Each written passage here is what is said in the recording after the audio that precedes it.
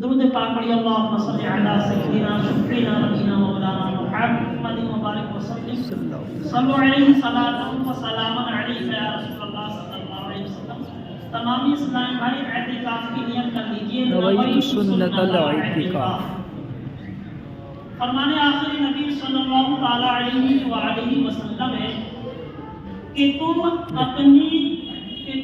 مجھ پر درود پاک پڑھ کر اپنی محفلوں کو آراستہ کر دو کہ تمہارا یہ درود پاک پڑھنا کل بروز حشر تمہارے لیے نور ہوگا۔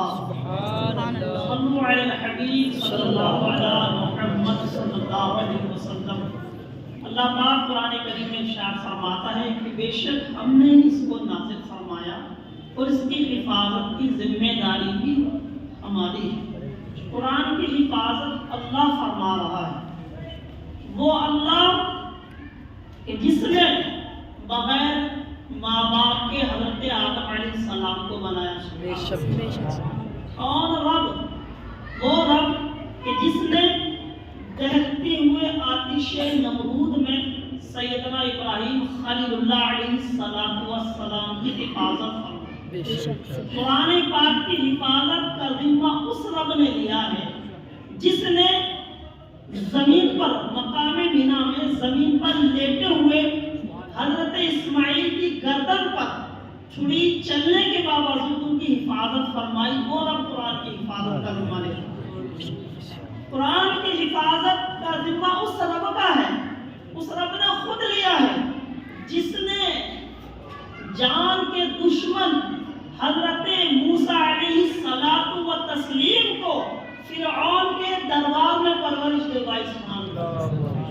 فرعون نے تو یہ اعلان کیا تھا کہ قوم بنی اسرائیل کے سارے بچوں کو قتل کر دیا جائے، بہت سارے لڑکے قتل کر دیے تھے، لیکن رب کی حکمت شان کریمی میرے رب کی، جو حضرت موسیٰ علیہ السلام کو بچپن ہی میں مارنا چاہتا تھا، اسی کے دربار میں رب نے حضرت موسیٰ علیہ السلام کی پرورش کروائی۔ تو قرآن کی شان یہ ہے کہ قرآن جیسا پہلے دن آیا تھا ویسا ہی آج ہے اور صبح قیامت تک ویسا ہی رہے گا۔ اس میں کوئی رد و بدل، کوئی چینجنگ نہیں کر سکتا ہے، اس لیے اس کی حفاظت کی ذمہ داری رب نے خود اپنے ذمہ کار میں رکھی۔ اب یہ قرآن ہم تک پہنچا کیسے؟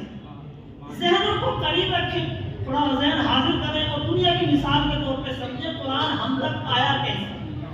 ہم ہندوستانی ہیں، اگر میں سوال کروں کہ ہماری راشٹریہ بھاشا کیا ہے تو یقیناً آپ کا جواب ایک دم مل جائے گا کہ ہماری راشٹریہ بھاشا ہندی ہے کہ نہیں؟ ہندوستان کی راشٹریہ بھاشا ہندی ہے، لیکن ہندی کا حال کیا ہے؟ کوئی بھی دعوے سے یہ نہیں کہہ سکتا کہ ہندی پورے ہندوستان میں موجود ہے کہ نہیں؟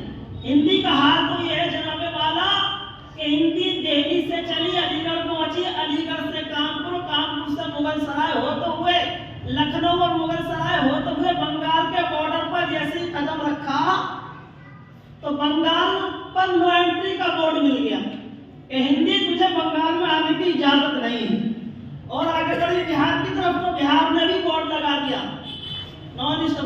فل اسٹاپ کا بورڈ لگ گیا۔ اب مختصر جس طرف ہندوستان کے مختلف راجیہ ہیں، آپ دیکھیں طرح طرح کی بھاشائیں بولی جا رہی ہیں۔ ہندوستان میں بھی کئی راجیہ ہیں جس میں ہندی موجود نہیں ہے، لیکن سوال یہ پیدا ہوتا ہے قرآن تو عرب کی زبان ہے، قرآن نازل ہوا عربی میں، قرآن کی بظاہر قرآن کی جنم بھوم مکہ شریف اور مدینہ شریف ہے۔ سوال یہ پیدا ہوتا ہے اے قرآن تو بتا، تو آیا تھا مکہ شریف اور مدینہ شریف میں، لیکن دنیا کے کونے کونے میں کیسے پھیل گیا؟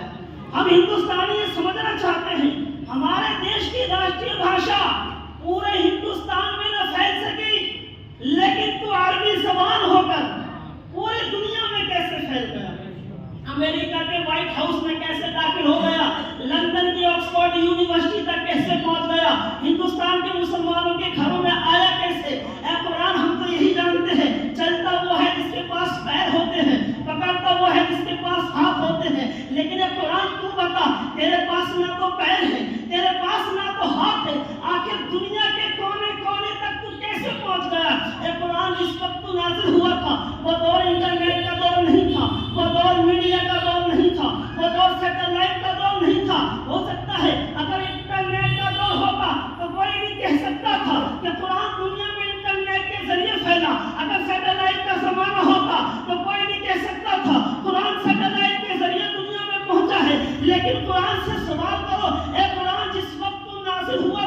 جب وہ دنیا میں آیا تھا تو وہ میڈیا کا دور نہیں تھا، انٹرنیٹ کا دور نہیں تھا، کمپیوٹر کا دور نہیں تھا، سیٹلائٹ کا زمانہ نہیں تھا، اخبار کا زمانہ نہیں تھا۔ سوال یہ پیدا ہوتا ہے، اے قرآن تو بتا دنیا کے کونے کونے تک کیسے پہنچ گیا؟ سبحان اللہ، سبحان اللہ۔ اللہ کی پاکی بیان کریں، جتنی دیر بولیں گے انشاءاللہ سوال ہوتا ہے۔ اللہ کی کتاب کی بات چل رہی ہے اور ہم خاموش رہیں، اللہ اکبر۔ تو قرآن جواب دیتا ہے، اے سوال کرنے والے سن، اگر میں سیٹلائٹ کے ذریعے چلا ہوتا تو اسرائیل کا یہودی میرا پیچھا کیا ہوتا، اگر انٹرنیٹ کے ذریعے چلا ہوتا تو امریکہ کا نصرانی میرا پیچھا کیا ہوتا، اگر میں اخبار کے ذریعے پھیلا ہوتا دنیا میں تو تیرے ہی بھارت کا ہاف پینٹ والا مجھے پھاڑ کے پھینک دیا ہوتا۔